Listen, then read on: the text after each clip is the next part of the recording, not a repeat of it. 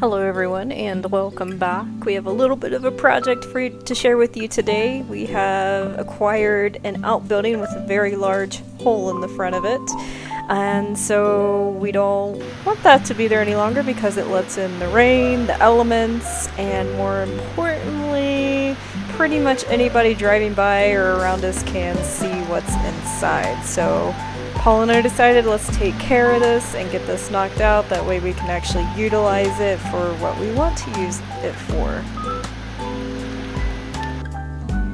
So we acquired a ton of coal lumber from a local hardware store for about $30. We got all this spare lumber that was either, bowed out or just was parts of pallets, things like that. And we figured we could get that to good use and try to fill some of these holes in, create some doorways, things of that sort.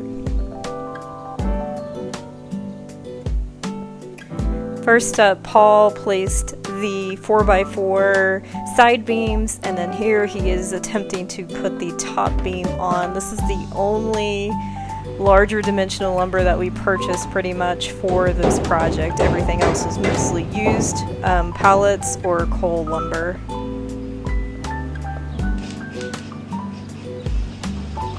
Paul placed some corner brackets on these to make certain that they were nice and sturdy and held together okay.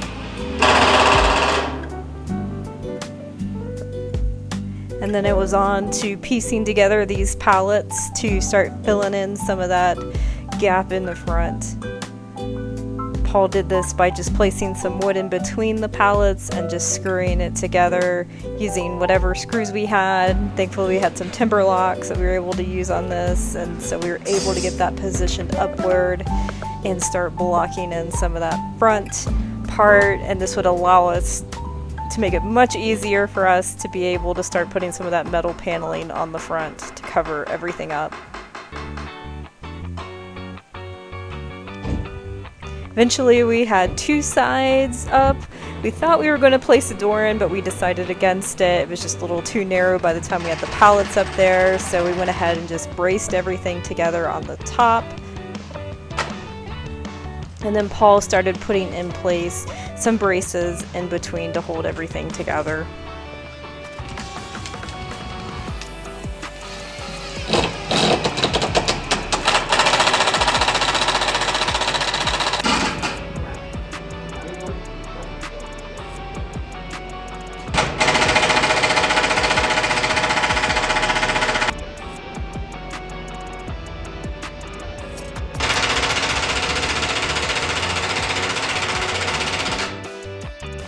Once we got everything braced up, it was time to now start putting the metal paneling on there. I know you're going to say that doesn't match the existing paneling. We know this building is very ramshackled and looked like whoever originally created had just pieced together from just absolute junk. So I guess we're keeping in that tradition. But now it was time to start on the back part of the building, which is where we had our door frame planned to get in and out. We did have some hiccups. Paul had to pull the angle grinder out in order to get through some of these old rusty screws that were kind of in the way, preventing us from being able to put our 2x4s flush on there.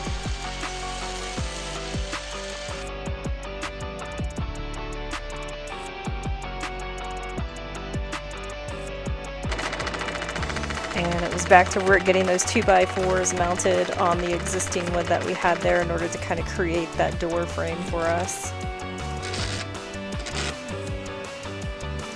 Paul was able to put the top piece on there to hold everything together. Then eventually it was time to pull out our piece of plywood, which would make our makeshift door. Fortunately, we ran out of some daylight, and so we had to wait for another day.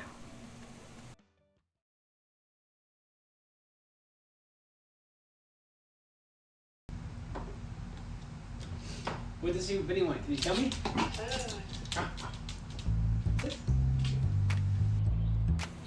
And we were back to it the next day. Here's Paul measuring out the plywood up against his frame he created to see how much he would need to cut off of there. Vinny getting into something as usual. Paul created a frame with some of the spare 2x4s of coal lumber that we had just to give this a little bit more stability. We weren't going to do anything fancy on this. Like I said, this is a very ramshackle building to begin with. Here he's installing the hinges onto those boards and that makeshift frame on the back.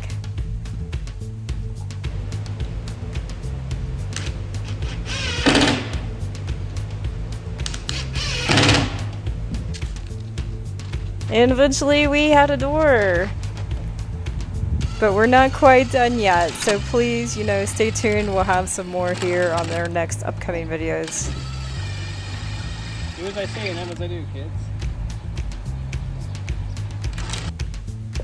For those of you wondering about the land, in between all of this, we actually did make a quick trip out to our land just to see how everything was going and to also start doing some reorganization out there and clearing some stuff since we really hadn't had the opportunity with some of those really extreme temperatures we were dealing with for pretty much the past couple months.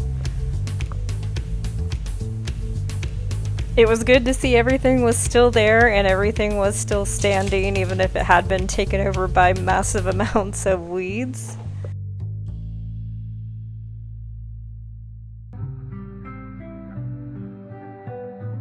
And we had a lot of organization to do. As you can see, it was quite a mess before we left, so we wanted to take our time, weed eat some things that were just in the way, and then also focus on just clearing stuff and getting everything kind of reorganized.